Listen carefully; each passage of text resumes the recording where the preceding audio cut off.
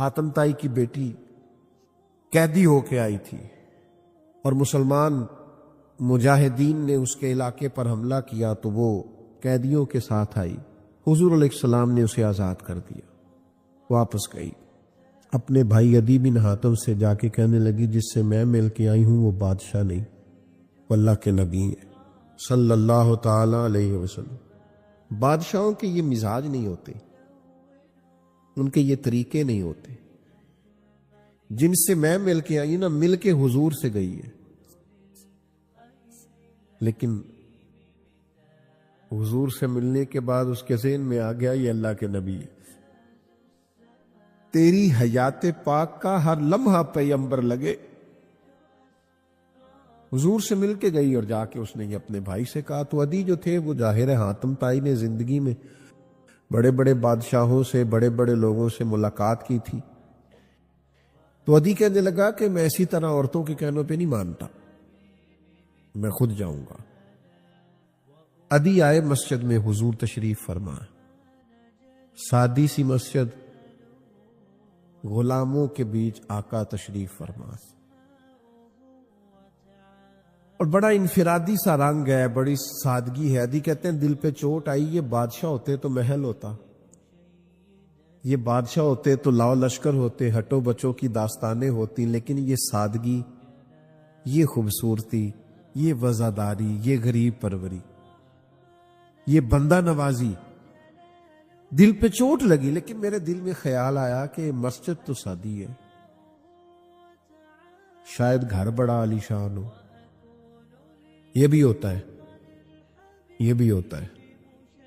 ہم نے دیکھا ہے بعض جگہوں پہ لوگ اپنے ذاتی گھر تو بڑے اونچے بنا لیتے ہیں، لیکن اپنے ابا جی کا دربار بنا رہے ہوتے ہیں تو اس پہ ساری زندگی بالے ہی کھڑے رہتے ہیں.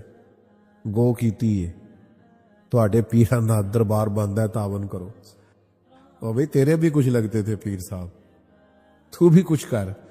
یہ رویے ہم نے دیکھے ہیں الا ماشاءاللہ. بھائی عدی کہنے لگے میں گھر جاؤں گا، گھر دیکھوں گا. میرے دل میں خیال آیا پر قربان جاؤں مدینے والے محبوب کے. حضور فرمانے لگے چل میں تجھے گھر لے چلوں. کہتے میرے دل میں خیال تھا. حضور مجھے گھر لے گئے. پھر میں کاشانہ نور پہ پہنچا. پھر میں اس جگہ پہنچا جہاں حضرت جبریل بھی اجازت لے کے حاضر ہوتے. پھر میں وہاں پہنچا جہاں فرشتے ترستے ہیں دیدار کو، لیکن وہاں بھی میں نے ایک مٹکا دیکھا، 2 پیالے دیکھے، ایک چٹائی دیکھی، کھجور کی چھال کا تکیہ دیکھا. فرماتے حضور میرے لیے کھجوریں اور دودھ لے کے آئے. اور پھر محبوب کریم علیہ الصلوۃ والسلام میری طرف بڑھا کے کہنے لگے تو اسلام پر یہ غربت دیکھ کر کلمہ نہیں نہ پڑھ رہا، ایک وقت آئے گا اور میں وقت لاؤں گا کہ ایک عورت مقام حرا سے اکیلی چلے گی اور آ کے بیت اللہ کا طواف کرے گی، اسے سوائے اللہ کے کسی کا ڈر نہیں ہوگا. وقت آئے گا، حالات بدل جائیں گے. عدی کہتے ہیں میں سمجھ گیا کہ یہ بادشاہ نہیں، یہ اللہ کے سچے رسول ہیں. فرماتے ہیں مسلمان ہو گیا. تو جو بھی دروازہ محبوب تک پہنچا ہے، جو بھی بارگاہ رحمت للعالمین تک پہنچا ہے، اسے اللہ کی معرفت مل گئی، اسے جینے کا سلیقہ. اور یار جینے کا کیا، یہ عجیب لوگ تھے نا حضور کے غلام جو شہادت کی دعائیں مانگتے تھے، جو شہادت کی طلب کرتے تھے. یعنی نرا جینے کا مزہ ہی نہیں، مرنے کا بھی مزہ آنے لگ گیا. یعنی لطف اندوز ہونے لگی زندگی، مرنے کا بھی لطف آنے لگا، مرنے کا بھی. یہ تاریخ میں لوگوں نے عجیب نظارے دیکھے ہیں کہ 2 بھائی جا رہے ہیں جہاد کے لیے اور بڑا سلیکٹ ہو گیا. تو چھوٹے سے کہا گیا تیری عمر تھوڑی ہے، تو عرض کرتا ہے یا رسول اللہ کشتی کرا کے دیکھ لیں. حضور میں یہ عمر میں بڑا ہے پر حضور میں اسے گرا سکتا ہوں. یہ شہادت کے لیے یہ طلب، یہ ولولہ، یہ جذبہ، یہ کیفیات، او بھائی یہ کب نصیب ہوئی؟ کہ لوگ ہنسی خوشی جان دینے لگ گئے، مرنے میں مزہ آنے لگا، لطف آنے لگا جان دینے میں، اتنا بڑا سرور کہ صرف اس وقت آتا ہے جب معرفت الہی انسان کو نصیب ہو، جب اسے نبی پاک علیہ السلام کے زیر سایہ رہتے ہوئے اللہ کا قرب نصیب ہو، پھر یہ کرم نصیب ہوتا ہے۔ آپ دیکھیے حضرت جابر بن عبداللہ رضی اللہ تعالیٰ عنہ فرماتے، احد والے دن میں نے ایک صحابی کو دیکھا، وہ کھجور کھا رہے تھے، اور کھجور کھاتے کھاتے عرض کرنے لگے، یا رسول اللہ صلی اللہ تعالیٰ علیہ وسلم، اگر اس جنگ میں شہید ہو جاؤں تو کہاں جاؤں گا؟ ابھی کھجور کھا رہے ہیں، میں اگر شہید ہو جاؤں تو حضور کیا ملے گا، کہاں جاؤں گا؟ تو کریم فرمانے لگے، بڑی سادی سی بات ہے، اگر تو شہید ہو گیا تو رب کریم جنت عطا کرے۔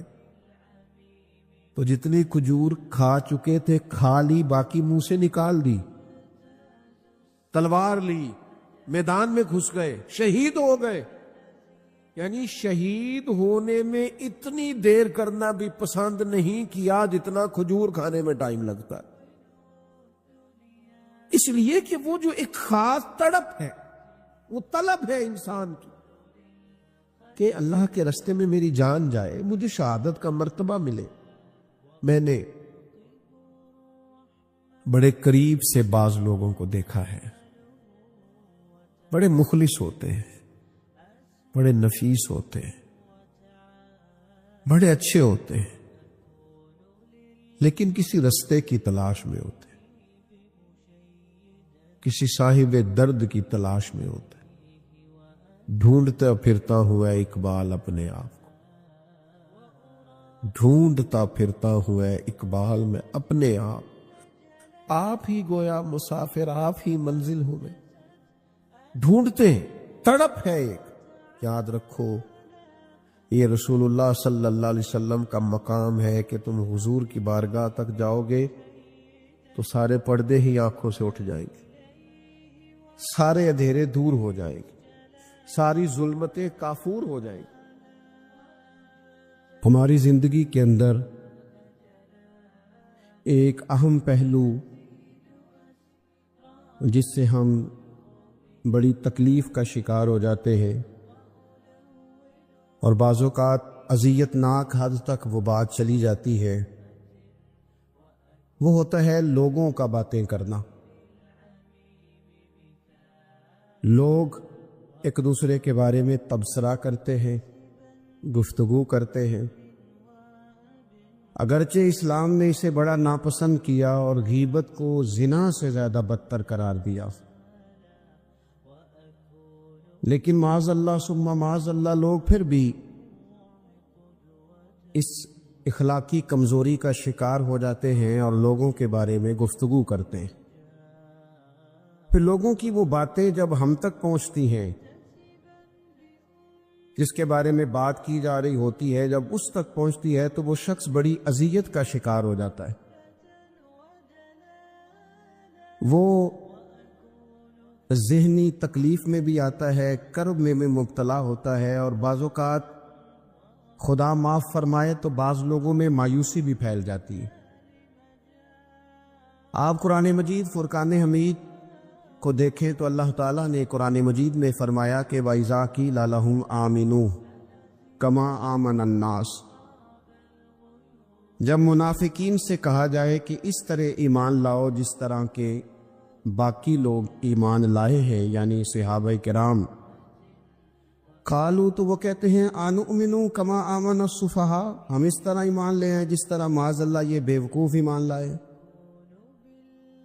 ان کی طرح ایمان لے ہیں۔ الا انہم هم السفہاء، اللہ فرماتے ہیں خبردار ہو جاؤ یہی بیوقوف ہیں، ولکن لا یعلمون، لیکن یہ جانتے نہیں، انہیں اس بات کی خبر ان لوگوں کو جو کائنات کے بہترین لوگ ہیں زمین پر، انبیاء کے بعد صحابہ، ان کو لوگوں نے بیوقوف کہہ دیا،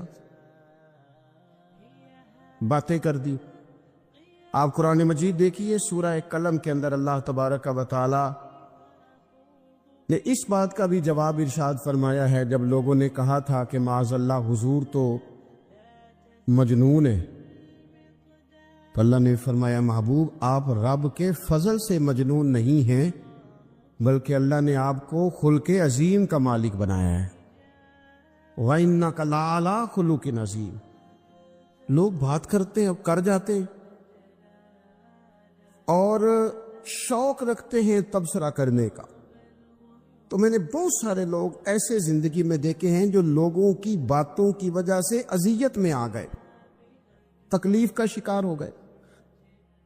اور میں اور آپ تو کسی کھاتے میں نہیں، حضرت ابو بکر صدیق رضی اللہ تعالیٰ عنہ جیسے لوگ، افضل البشر بعد الانبیاء بالتحقیق حضرت صدیق اکبر۔ آپ قرآن مجید 30ویں پارے کی تلاوت میں یہ بات دیکھیں گے کہ جب حضرت ابو بکر صدیق نے غریب غلاموں کو خرید کر آزاد کرنا شروع کیا، حضرت بلال حبشی کو، حضرت عامر بن فہیرہ کو اور کچھ غلاموں کو خرید کر آزاد کیا، تو لوگ کہنے لگے کہ یہ بلال نے کبھی کوئی احسان کیا ہوگا ابو بکر پر، تبھی تو خرید کے آزاد کیا ہے، ورنہ کیا ضرورت تھی اتنے پیسے لگانے کی، کوئی تو بات ہوگی۔ اللہ تعالیٰ نے اس کا بھی قرآن مجید میں اعلان فرمایا ابو بکر نے جو کیا ہے رب کی رضا کے لیے کیا ہے۔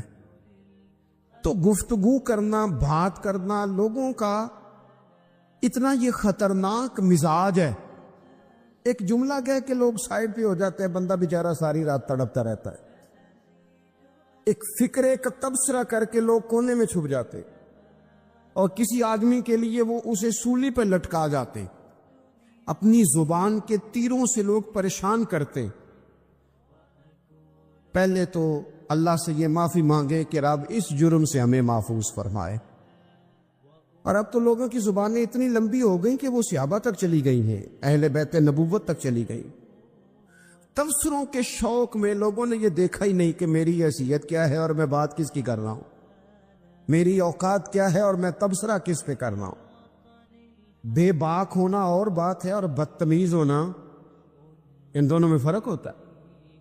تو میرے عزیز، ایک تو اس سے پرہیز کریں اور کہیں گے اب ہوتا کیا ہے، ہم اس کا نفسیاتی اثر لیتے ہیں، ہم اس کا اثر لیتے ہیں۔ میں اکثر کہتا ہوں سارے لوگ ہی کانوں کے کچے ہوتے ہیں، کچھ تھوڑے زیادہ ہوتے ہیں، کچھ تھوڑے کم ہوتے ہیں، اور بعض لوگ کہتے ہیں اتنے لوگ فلانے بندے کی بات مانتے ہیں۔ تو میں نے کہا دنیا میں تو آج بھی کافر زیادہ ہیں، کافر زیادہ ہیں، شیطان کے پیروکار آج بھی، تو زیادہ ہونا کوئی آپ کی دلیل ہے ہمیشہ؟ یہ کیا بات ہوئی کہ فلانے کی اتنے لوگ بات مانتے؟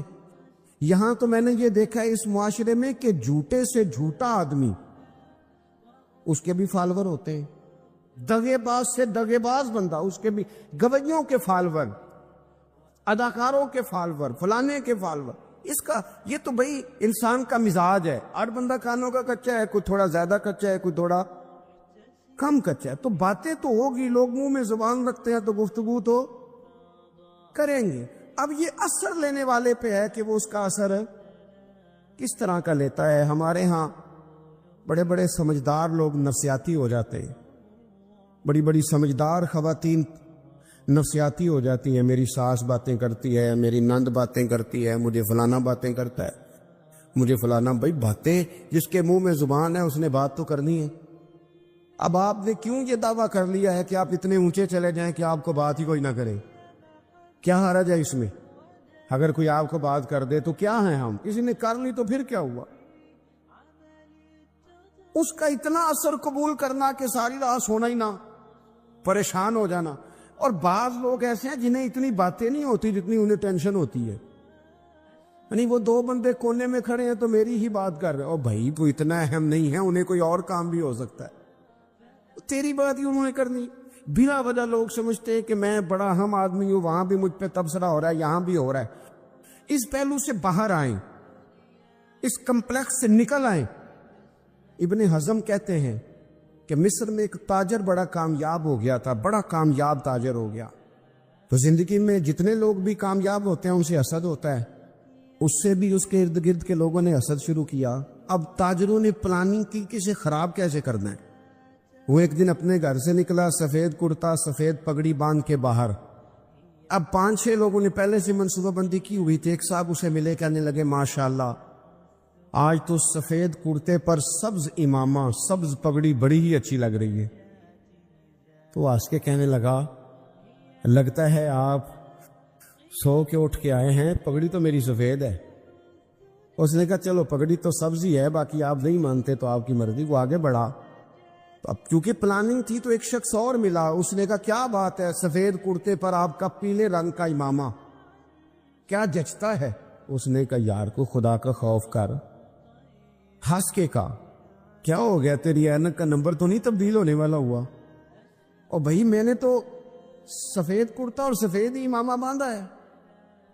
اب 2-3 لوگوں کی دفعہ تو وہ مسکرایا، لیکن وہ ڈھیر سارے لوگوں نے منصوبہ بندی کی تھی. وہ جب چوتھے کے پاس گیا تو اس نے بھی کہا کہ کیا بات ہے سفید کرتے پر پیلے رنگ کے امامے کی. اس نے کہا پیلا کہاں ہے؟ اب وہ غصے ہونے لگا. اب وہ چھٹے کے پاس گیا تو اس نے کہا جناب کیا بات ہے سفید کرتا اور کالا امامہ. اب وہ غصے میں اتنا باولا ہوا کہ پہلے ہنسا پھر رویا، پھر اسے سمجھ نہ آئی کہ دکان کا تالا کس چابی سے میں نے کھولنا ہے. بس وہ شام ہوئی تو اس بیچارے کو بچوں نے روڑے مارنے شروع کر دیے. وہ اتنی تکلیف میں آ گیا کہ لوگ اسے پاگل کہنے لگے. کیوں؟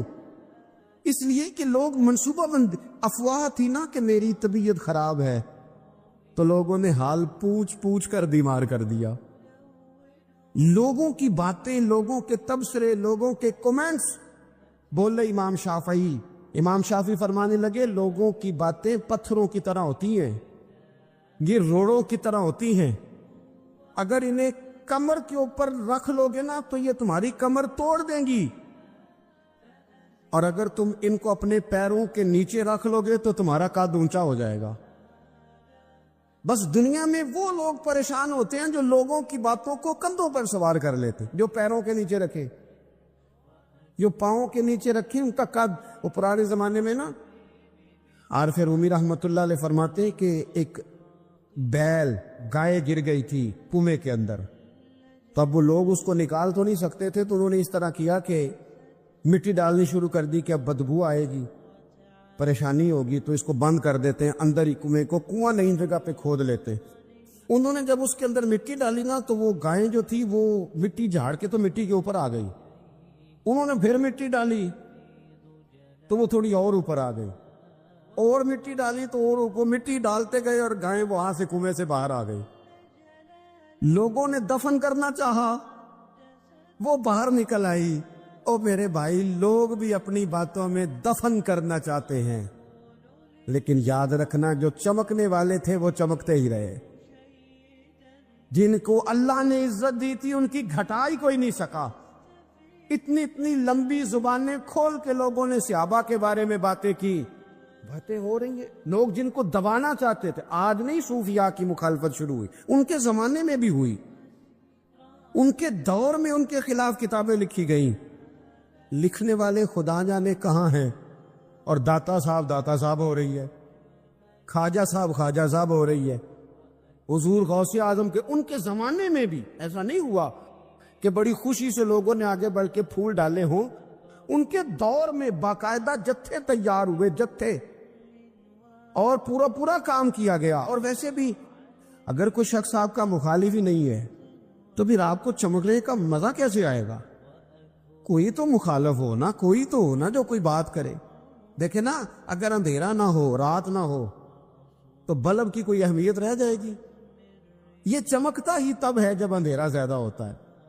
ہم کہتے ہیں اندھیرا ہو گیا. ہو بھائی، تجھے چمکنے کا موقع دیا ہے اندھیرے نے، تجھے اس نے عروج دیا. تم دیے باد مخالف سے نہ خبرا اے عقاب، یہ تو چلتی ہے تجھے اونچا اڑانے کے لیے. تو باتوں سے پریشان نہ ہوں.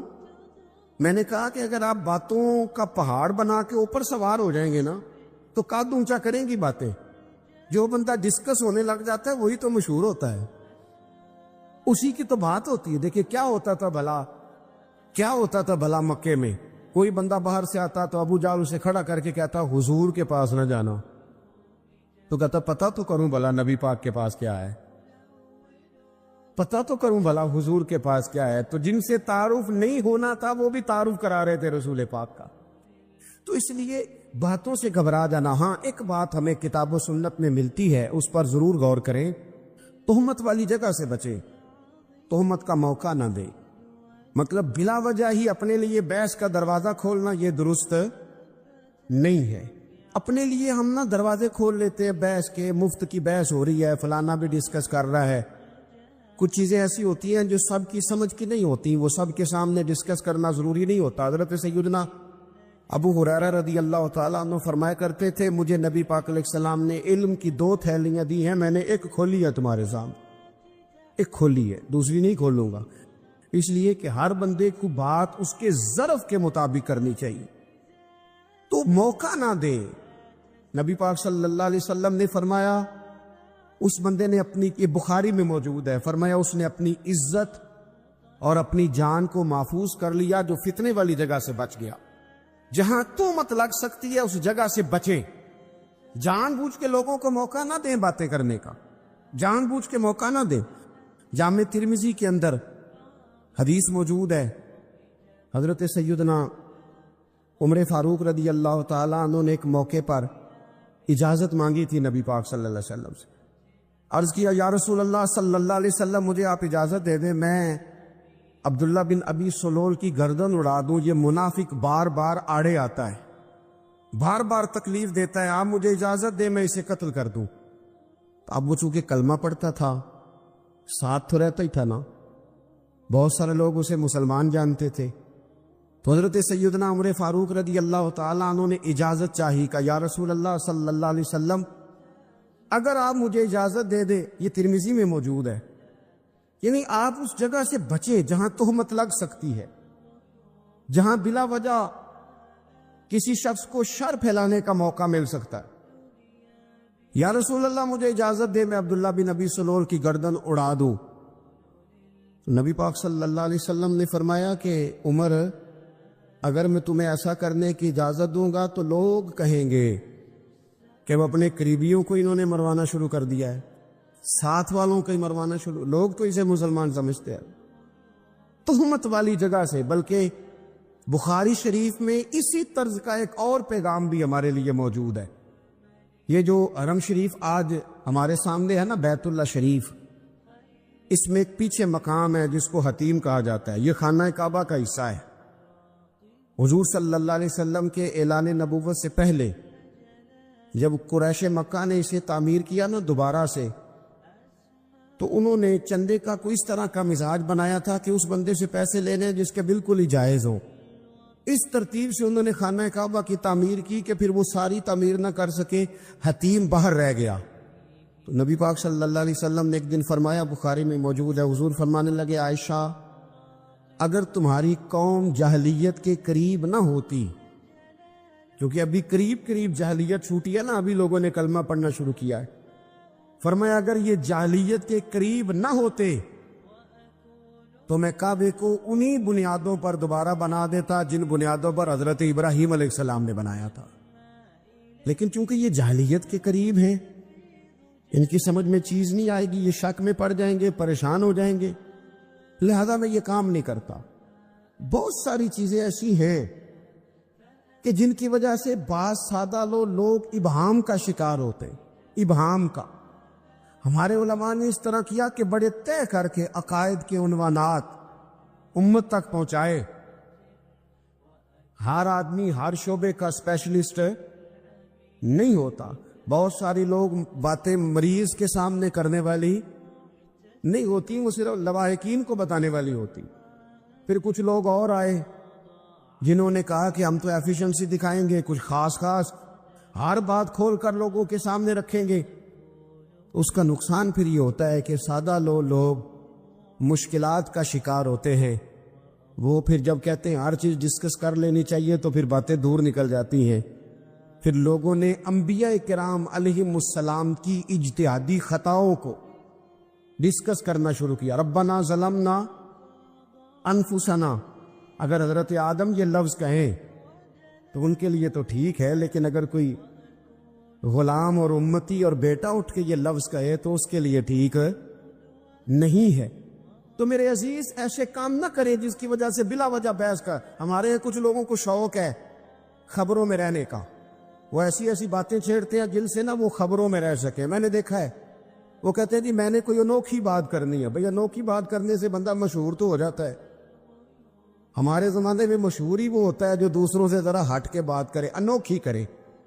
وہ ہمارے لطیفہ لکھا ہے نا، ایک اہل عرب کا ایک ہجا نام کا عربی کا ایک لطائف سنانے والا شاعر ہے، تو وہ کہتا ہے کہ ایک شخص نے ایک دفعہ کہہ دیا تھا گدھا کھانا جائز ہے، اور بڑے بڑے علماء اس کے گھر چلے گئے کہ بھئی کوئی دلیل، کوئی جزیہ، کوئی کہاں سے، کوئی کتاب، کوئی حوالہ، کوئی شے۔